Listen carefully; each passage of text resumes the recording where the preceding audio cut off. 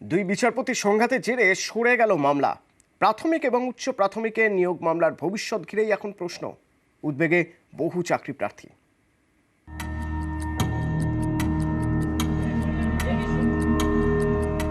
স্কুলে নিয়োগ দুর্নীতি আন্দোলন মামলা, এরই মাঝে কলকাতা হাইকোর্টে দুই বিচারপতি দ্বন্দ্ব। এর জেরেই মামলার বেঞ্চ বদল। প্রশ্ন উঠে গেল প্রাথমিক এবং উচ্চ প্রাথমিকের নিয়োগ মামলার ভবিষ্যৎ নিয়ে। বিচারপতি অভিজিৎ গঙ্গোপাধ্যায় বেঞ্চ থেকে সরল প্রাথমিকের মামলা, আর উচ্চ প্রাথমিকের নিয়োগ মামলা থেকে সরে দাঁড়ালেন বিচারপতি সৌমেন সেন। সম্প্রতি কলকাতা হাইকোর্টের দুই বিচারপতির মধ্যে বেনজির সংঘাত দেখা গিয়েছে। এজলাসের মধ্যেই বিচারপতি সৌমেন সেনের বিরুদ্ধে সুর চড়ান বিচারপতি গঙ্গোপাধ্যায়।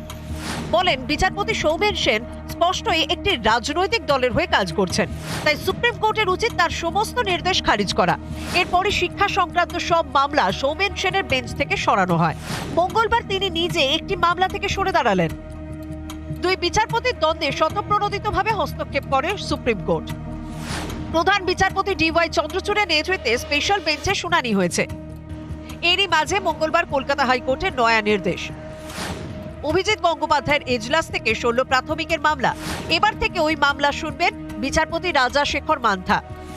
2021 নভেম্বরে নিয়োগ মামলায় প্রথম CBI তদন্তের নির্দেশ দেন বিচারপতি অভিজিৎ গঙ্গোপাধ্যায়। তারপর একের পর এক মামলায় CBI তদন্তের নির্দেশ দিয়েছেন। নির্দেশ দিতে গিয়ে নানা সময় যা কড়া কথা বলেছেন তা নিয়ে শোরগোল পড়ে গিয়েছে। যেমন, পশ্চিমবঙ্গ এমন একটা রাজ্য হয়ে দাঁড়িয়েছে যেখানে টাকা না দিলে চাকরি পাওয়া যায় না। মুড়ি মুরগির মতো দুর্নীতি হয়েছে বলেই মুড়ি মুরগির মতো CBI তদন্তের নির্দেশ দিতে হচ্ছে।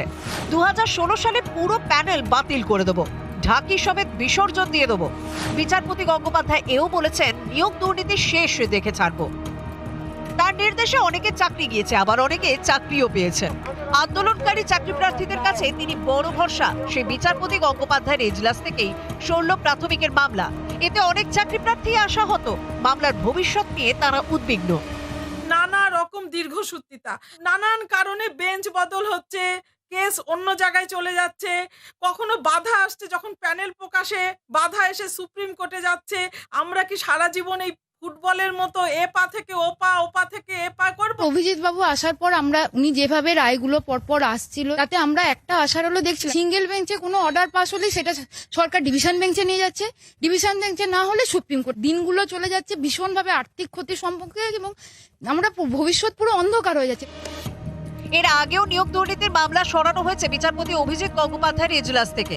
সেই নির্দেশ দিয়েছিল সুপ্রিম কোর্ট। আজকে তো আমার মৃত্যুদিন, পুজো ধরে বসে থাকুন, এমনকি আপনাদের সে বসে থাকার দিন নয়তো আপনাদের মৃত্যুদিন অবধি হতে পারে। সুপ্রিম কোর্ট যুগ যুগ জিও, এছাড়া আর কি বলবো। প্রাথমিক নিয়োগ মামলায় বিচারপতি গঙ্গোপাধ্যায় দেওয়া একটি নির্দেশ সোমবার বহাল রাখে সুপ্রিম কোর্ট। 2022 সালের প্রাথমিক নিয়োগ প্রক্রিয়ায় অন্তর্বর্তী স্থগিতাদেশ তুলে নেয় শীর্ষ আদালত, যার ফলে 11,765 শূন্য পদে নিয়োগ করতে পারবে প্রাথমিক শিক্ষা পর্ষদ। এর পরের দিনই অভিজিৎ গঙ্গোপাধ্যায়ের বেঞ্চ থেকে সরানো হলো নিয়োগ মামলা। এর জেরে মামলার ভবিষ্যৎ ঘিরে এখন প্রশ্ন, উদ্বেগে বহু চাকরি প্রার্থী। অর্ণব হাজরার রিপোর্ট, নিউজ 18 বাংলা।